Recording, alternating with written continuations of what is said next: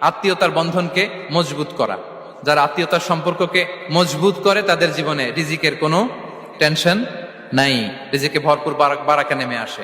রাসূল সাল্লাল্লাহু আলাইহি ওয়াসাল্লাম বলেন, মান সাররাহু আইয়ুবসাতা লাহু ফি রিজকিহি ওয়া ইউনসা লাহু ফি আসারিহি ফালিয়াসিল রাহিমা। যে চায় তার রিজিকে বরকত হোক, যে চায় তার হায়াতে বরকত হোক, সেজন্য আত্মীয়তার বন্ধনকে মজবুত রাখে।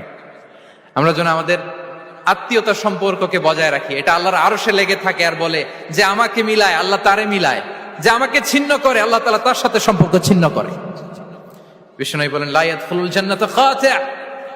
আত্মীয়তার সম্পর্ক যে ছিন্ন করেছে সে কঠিন কালে আল্লাহর জান্নাতে প্রবেশ করার এন্ট্রি পাবে না। আমরা যেন আত্মীয়তার সম্পর্ক বজায় রাখি।